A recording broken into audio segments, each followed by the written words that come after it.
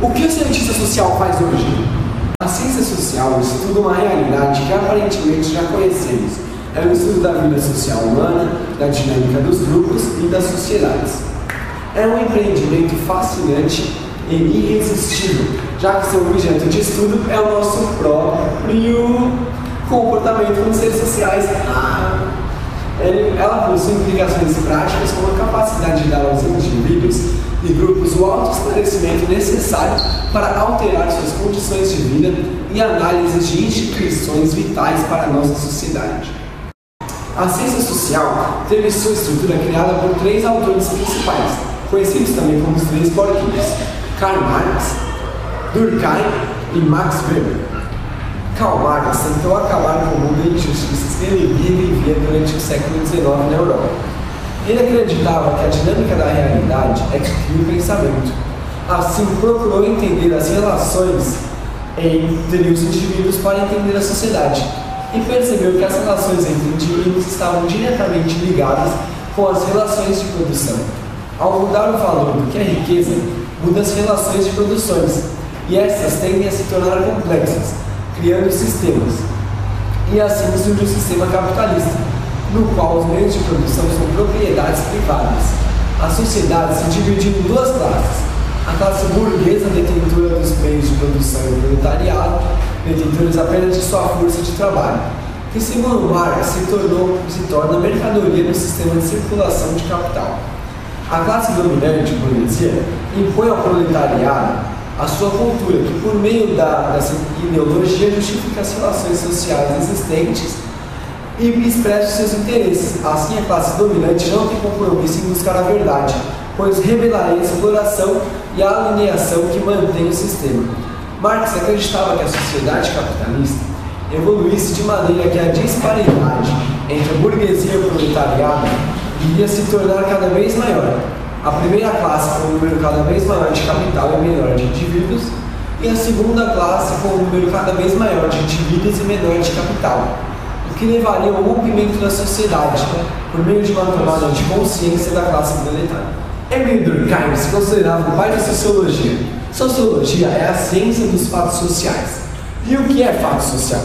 Fato social é toda maneira de fazer, fixado ou não, suscetível de exercer sobre o indivíduo uma coerção exterior, ou ainda toda maneira de fazer que é geral na extensão de uma sociedade dada e, ao mesmo tempo, possui uma existência própria, independente de suas manifestações individuais.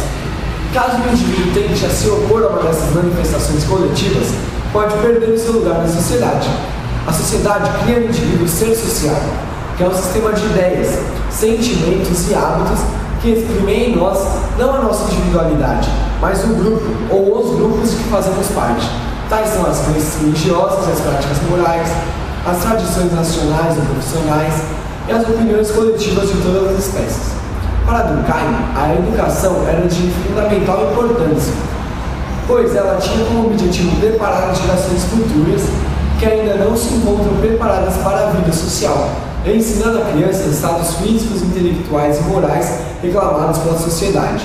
A educação era um dever do Estado, assim como era dever também punir todos os indivíduos que quebrassem com as regras o direito estabelecido pela sociedade.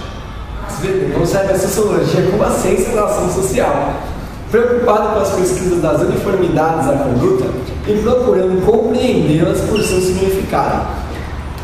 Ele procurou estabelecer um novo procedimento metodológico. Para isso, se utiliza dos tipos ideais, que são estabelecidos de maneira convencional e abstratamente para a compreensão do real. São criados segundo as exigências do andamento da pesquisa. Weber não só se preocupou em analisar como o econômico influiu no social, no político, no religioso, mas também como reage ao econômico. Pode-se perceber isso em sua obra, A Ética Protestante e o Espírito do Capitalismo, que foi considerado o melhor livro do século XX. Ao contrário de Marx e Durkheim, que valorizavam o coletivo sobre o indivíduo, Weber ele valoriza o indivíduo.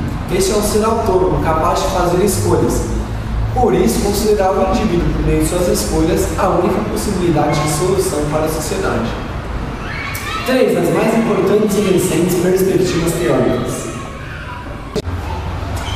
Vamos falar agora sobre o funcionalismo. A sociedade é um sistema complexo, cujas partes trabalham conjuntamente para produzir estabilidade e solidariedade. A sociologia deveria estudar as relações das partes entre si e das partes com o outro. Teorias do conflito. A sociedade tem estrutura que se organiza segundo um modelo. Entretanto, essa estrutura opera separações e organiza grupos que perseguem seus próprios interesses.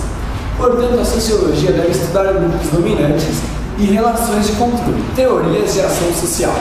As sociedades têm estruturas que resultam nas interações entre os indivíduos que as compõem. A sociologia deve abarcar o significado da ação social e da interação entre os indivíduos, analisando as formas como agem para com os indivíduos e a sociedade. Destaca-se o interacionismo simbólico, que entende a linguagem como um instrumento pelo qual os indivíduos se percebem e se constroem socialmente. A sociedade e as instituições sociais são criadas pela interação simbólica dos indivíduos através da linguagem. Além dessas perspectivas mais novas, para entender a sociedade, são o estruturalismo, institucionalismo, indivíduo metodológico, todas essas guiando olhares em pesquisas sociais. A ciência social é multiperspectiva, sem superioridade uma da outra. Sendo escolas concorrentes com viabilidade científica nova, a ciência social apresenta hoje respostas parciais, não fixas. Ao passar do tempo, as relações sociais são modificadas, tendendo-se a se tornar cada vez mais sofisticadas, alterando as condições iniciais. Também temos outras formas de retratar os problemas sociais, as formas não científicas, como por exemplo a literatura, a música, o cinema, a psicanálise, a militância política e a religião. Enquanto todas essas não têm um compromisso metodológico com critérios para a busca da verdade. Além disso, vale lembrar que todas elas sofrem influência da ciência, umas mais e outras menos, como por exemplo no caso da religião, onde para que uma pessoa seja aceita como santa da Igreja Católica, ela precisa passar por uma análise científica para que se comprovem os seus milagres. Métodos não científicos, por mais reveladores que sejam as respostas alternativas para melhorar a sociedade, não têm a mesma segurança que o método científico. Os métodos da ciência não são completamente seguros, mas podem ser constantemente aperfeiçoados, o que é igualmente importante. Existe uma tradição de crítica que obriga ao aperfeiçoamento sempre que se descobrem defeitos, e seja onde for que descubram defeitos, é isso aí. Valeu, gente!